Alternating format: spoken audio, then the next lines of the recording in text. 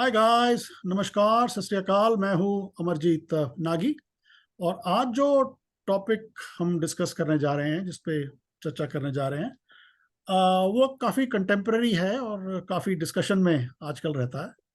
और वो है कि increasing polarisation in society, intolerance and hatefulness in society.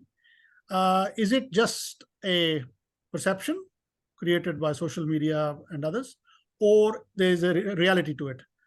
तो just my initial remark on that is that ये जो बात जब इस बारे में करते हैं तो आमतौर पे लोग या तो जो आजकल की पॉलिटिकल डिस्पेंसेशन है उस पे दोष दे देते हैं, या ये कहेंगे कि जी सोशल मीडिया जो है, व्हाट्सएप, फेसबुक एट्सेट्रा, ये इसके लिए रिस्पॉन्सिबल है। और या फिर ये कहेंगे कि जनरली लोग ही इंटॉलरेंट हो गए हैं फॉर वट एवर रीजन, और इसलिए ये इस तरह का हो रहा है। लेकिन अगर हम इसको थोड़ा सा वाइडर टाइम स्पेक्ट्रम में देखें तो during the time of independence, 75 साल पहले जब Bharat, that is India, got its independence, उस वक्त सोसाइटी का जो पोलराइजेशन था, जो हेट थी लोगों की आपस में, जिसकी वजह से कंट्री डिवाइड हो गई और काफी लोगों का जान का नुकसान, लोगों की प्रॉपर्टी का नुकसान, और लोग, people were uprooted from their homelands. तो वो सब हुआ। अब उस वक्त ना तो कोई सोशल मीडिया था और ना ही जो आज की पॉलिटिकल डिस्पेंसेशन है वो थी। उस वक्त जो पॉलिटिकल ड्राइविंग सीट पे जो आजकल की अपोजिशन पार्टीज हैं, जो कि कोट एंड कोट सेकुलर मानती हैं अपने आप को, वो थी। तो उन पे भी ब्लेम करना जरा मुश्किल है। एक हम और अगर एग्जांपल लें तो एक बड़ी प्रोग्रेसिव इंडस्ट्री हमारे यहाँ मानी जाती है, फिल्म इंडस्ट्री। तो फिल्म इंडस्ट्री में एक बड़े मशहूर और बड़े पॉपुलर सुपरस्टार होते थे, यूसुफ खान। और हालत इतनी खराब थी उन दिनों कि यूसुफ खान जी अपना ओरिजिनल नाम ही could not carry in film industry. He had to change his name to Dilip Kumar. लेकिन आजकल ऐसा कुछ है नहीं। आज तो देखिए, आजकल हमारे जो खान ब्रदर्स हैं, and we love them, Salman Khan, Aamir Khan, Shahrukh Khan, ये बड़े proudly they carry themselves and their name, and people accept it. So मुझे ऐसा लगता है कि अगर थोड़ा ज्यादा विंडो स्पेक्ट्रम में देखा जाए, को वाइडर स्पेक्ट्रम में, तो इंटॉलरेंस बढ़ी नहीं है, बल्कि एक्सेप्टेंस बढ़ी है, थोड़ी कम हुई है इंटॉलरेंस। लेकिन फिर भी हो हल्ला इतना ज्यादा है सोशल मीडिया में और इधर उधर, कि जैसे पता नहीं अब कोई पहाड़ टूट पड़ा है और अभी लोग इंटॉलरेंट हो गए। पहले तो बड़ी सुख शांति से दुनिया चल रही थी। तो इसी के बारे में आज बात करेंगे। और हमारे साथ जो हमारे हमारे दोस्त हैं, हमारे रेगुलर कंट्रीब्यूटर हैं, अवनीश भारद्वाज जी, वो जुड़ चुके हैं। भारद्वाज जी, स्वागत है आपका। क्या हाल चाल है आपके? Thank you very much Amar, very good. अब देखिए, मैंने तो पहन रखी है साहब थोड़ी सी स्वेटर, क्योंकि सिडनी में है थोड़ी गर्मी, सर्दी पिछले दो चार दिन अच्छा। से। I can see you are in sweater, so that's nice to know कि ब्रिस्बेन थोड़ा नॉर्मल वेदर में है, क्योंकि आज हाँ, ब्रिस्बेन ब्रिस्बेन में थोड़ा सा इट्स वेरी प्लेजेंट। ठंडा ठंडा नहीं है, but गर्म भी नहीं है। बहुत बढ़िया। तो सब आज के टॉपिक के बारे में क्या विचार हैं आपके? ये जो इतना हो हल्ला होता है कि भाई सोसाइटी पोलराइजेशन बढ़ गया है, हेट बढ़ गई है, इंटॉलरेंस बढ़ गई है, ये रियलिटी है, ये खाली परसेप्शन ही है? क्या कहना चाहेंगे? देखो, I don't want to be seen कि मैं फेंस पे बैठा हुआ हूँ इसमें। दोनों मतलब इंटॉलरेंस ये तो नहीं कहूंगा कि बढ़ गई है। You hmm. राइटली सेड कि अगर हम हिस्ट्री में भी देखें तब कौन सा बहुत ज्यादा टॉलरेंस थी। हाँ, हेटफुल पर बढ़ गई। अभी there has been technological changes. Of course, the new technology has exponentially grown. और उसमें मतलब हमारा कोई इतना कंट्रोल भी नहीं है। Technology had to progress.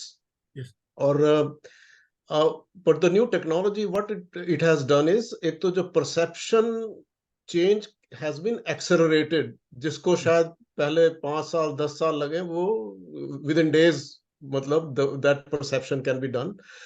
So the amount of perception and the speed of perception change has been impacted by the technology.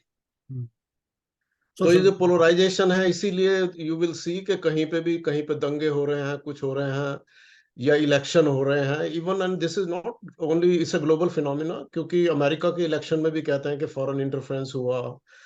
The frauds जो टेक प्लेस करते हैं वो भी दे आर इंटरनेशनल। पर अगर इंडिया के कंसेप्ट से देखा जाए तो जहां पे भी दंगे होते हैं तो पहले वो इंटरनेट बंद कर देते हैं, बिकॉज दे सी के एकदम से the rumor should not faster spread information flow है उसको, हाँ। faster. But at the same time there is a positive side of the technology, because पहले हमारे को कोई भी narrative push किया जाता था, we did not have opportunity to correct it. But today if we want, and we put in slight effort, we can actually differentiate what is wrong and what is right. And I'm not saying कि Google ही है, Google है, Chat GPT है, और Yes, Wikipedia है, ChatGPT is very good, yeah. और Google तो basically, it will only prioritize, it will give you, okay, these are the 100 sources from where you can get the information, and then हमें अपना विवेक use करना है, हमें अपनी intelligence use करनी है कि किसको बिलीव करें, किसको ना बिलीव करें. सो बेसिकली ये तो है. और इसमें देखिए हमारा को ना थोड़ा सा मैं एक और हाईलाइट करना चाहूंगा कि ये जो चेंज हो रहा है, टेक्नोलॉजिकल चेंज, ये बहुत फास्ट हो गया for to time bound activities, I would say, जो गेम चेंजर्स हैं, और वो ग्लोबल गेम चेंजर्स हैं, पर इंडिया के ऊपर उसका बहुत जबरदस्त इम्पैक्ट है. And I don't know whether we realise it or not. The first one was Y2K. जो Y2K था, उसका उस टाइम पे क्या हुआ, लेट 80s में, when the people found out about Y2K bug. वो भी काफी कंट्रोवर्शियल है कि रियल था कि ना, but anyway it was there. They were under time pressure to find people with the analytical skills. Or Europe or US universities could not produce that skill in that time bound manner because they were under time pressure कि 10 साल के अंदर अंदर इसको ठीक करना है. Then they were looking at China, Japan, Korea, जहां पे वो काम कर रहे थे उन दिनों, but they could not find that kind of a skill set there either. और इंडिया में उस टाइम पे there were a lot of engineers available with this kind of a skill set, जो underemployed थे या unemployed थे या they were looking for opportunity. And now these people, the whole world depending on India to fix Y2K. उसके बिना मतलब किसी के पास कोई चारा ही नहीं था.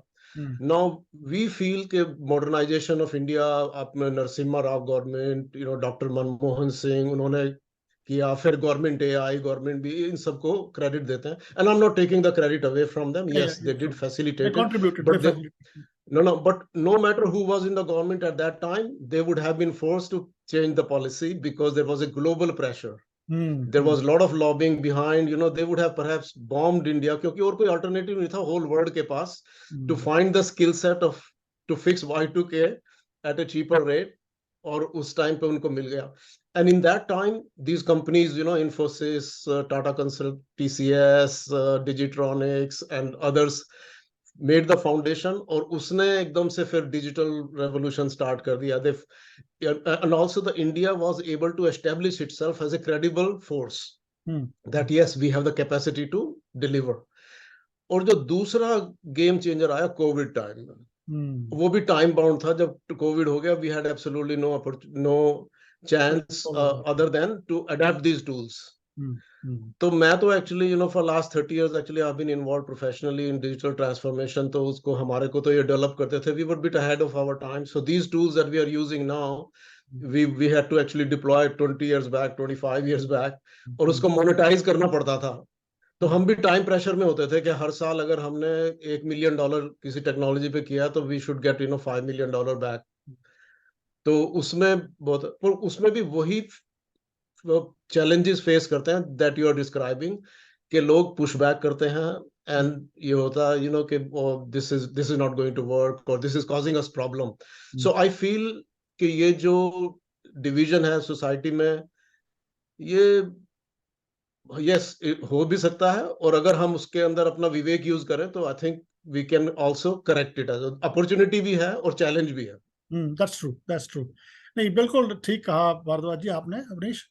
आई fully agree with you. I think ये मेरे को फील ऐसा होता है, मेरे मुताबिक ये लगता ऐसे है कि हमारे पास टूल्स आ गए हैं जिनसे हम अपनी इंफॉर्मेशन को बड़े एक्सपीडिशियसली और फास्ट स्पीड पे डिसेमिनेट कर सकते हैं, शेयर कर सकते हैं. और ये टूल जो है ये आम आदमी, ऑर्डिनरी आदमी के हाथ में भी आ गए. मोबाइल फोन हर किसी के पास है, लेकिन हर किसी के पास अनफॉर्चुनेटली, कहना नहीं चाहिए, उतना डिसर्निंग कैपेसिटी नहीं होती, उतना विवेक नहीं होता कि they can figure out what's right, what is wrong, what is true, what is false, what is fake and what is correct. हालांकि उसके साथ आजकल जैसे आपने कहा कि टूल भी बन चुके हैं कि हम लोग we should be able to figure out और फिल्टर आउट कि ये फेक न्यूज है और इसको हम ना फैलाएं. तो जस्ट मेरा मैसेज तो ये रहेगा कि it looks to me it's more like a perception. Underlying polarisation hate, intolerance, ये बड़े सदियों का समस्या है इंडियन सबकॉन्टिनेंट की, और इसको एकदम से बढ़ा या कम नहीं हुआ है ये. It is apparently, it feels to us that it has increased, because हमारे हाथ में सोशल मीडिया के वो टूल्स आ गए हैं जो कि अब आम आदमी के पास है, उस पर कोई कंट्रोल नहीं है, और वो अनकंट्रोल हम लोग उसको पब्लिश करते हैं. हालांकि कई बार हम तो शेयर करते हैं, बट शेयरिंग मीन्स पब्लिकेशन. तो हम उसको पब्लिश कर देते हैं विदाउट चेकिंग एंड वेरीफाइंग कि इसका इम्पैक्ट क्या है. और हम उस हेटफुल प्रोपेगेंडा का, चाहे हम कई बार तो मैंने ऐसा देखा है कि हम एग्री भी नहीं कर रहे होते, हम शेयर कर लेते हैं जस्ट कि मुझे पता है ना, विदाउट रियलाइजिंग कि sharing it means actually propagating it. If you don't Right. if you don't like it, if you don't want it, don't share it just because you're awestruck with it, or you feel that, oh wow, what hateful thing, let me share with my friend. Yes, yes. हाँ, तो ये जो है, just be mindful कि जब आप share करते हैं, आप essentially you are becoming a part of the tool to spread that message. तो जो जिन लोगों का भी एजेंडा है हेट को स्प्रेड करना या इंटॉलरेंस को स्प्रेड करना, don't become a tool of their agenda by spreading their message. Just use your, as you said, Vivek, your own discerning capacity, and filter out, check it. बहुत सारी websites हैं, fact check है, इधर उधर की है, जो काफी सारी वेबसाइट्स हैं जो कि आपको बड़े इजीली पता लग जाता है आपको कि ये न्यूज जो है फेक है या अगर आप, ठीक है, if you want to spread some particular message and you are convinced with that कि I'm happy to be party to its spread, well, then all means spread it. That's what it is. But don't be fooled and by just simply by going in the flow. तो ये मेरा message है कि बस be careful. अगर आपका कोई final remark हो तो कहे आपने. नहीं, मैं इसमें ऐड करना चाहूंगा कि लुक, जो when you are gullible, तो कोई भी हमारा बेवकूफ बनाएगा. तो इसमें हिंदी में तो बहुत एक अच्छा वर्ड है, ना समझ. हाँ. अब ना समझ का मतलब ये नहीं है कि वो बेवकूफ है. एक तो ना समझ होते हैं जिनको समझ नहीं है, एक ना समझ होते हैं जो समझना नहीं चाहते हैं. उनको समझना ही नहीं है. ऐसी कि तो वो दो टाइप के ना समझ हो गए. मैं उन दोनों में से किसी में भी हो सकता हूँ. और अगर मैं ना समझूं तो लोग हमारे को एडवांटेज हमारी लेंगे, तो हमारे को वी शुड बी केयरफुल कि हम क्या कर रहे हैं. पर जो आपने ये जो विवेक की भी बात है, जो है, ये अगर इवन भागवत गीता में भी है, इवन पहले अध्याय में लिखा हुआ था उसमें कि जो दुर्योधन था, उसमें उसको जो लोभ की वजह से उसकी विवेक लुप्त हो गया है. उसके पास वो intellectual capacity to discriminate between right and wrong खत्म हो गई थी, बिकॉज ऑफ द ग्रीड जो उसके अंदर था. तो ऐसे ही हमारे अंदर भी हो सकता है कि बिकॉज ऑफ सम फैक्टर्स हमारे में भी, मतलब हम देखना ही नहीं चाहते कुछ को, और जैसे आया उसको एक्सेप्ट किया. So I think the bottom line is our own responsibility. और अभी हमारे पास चैलेंज है टूल्स की, or they have been actually deployed very quickly. Without us so knowing. over a period of time people are learning. I think the next generation will be much clever and much cleverer and understanding of this problem. Absolutely. Yes. And for them it will be just like anything that they will handle it much better than perhaps than us, current generation has. Yes. And then it will be part of the life. It will not be what we think as a challenge right now. Challenge now, polarizing, etc. चलिए साहब, इसी के साथ समेटते हैं. Thanks for your time. और hopefully people would like this subject or our discussion on this subject. And अगली बार किसी दूसरे टॉपिक पे मिलेंगे. That's all we have for it now. Okay, bye for now. See you later. Thank you.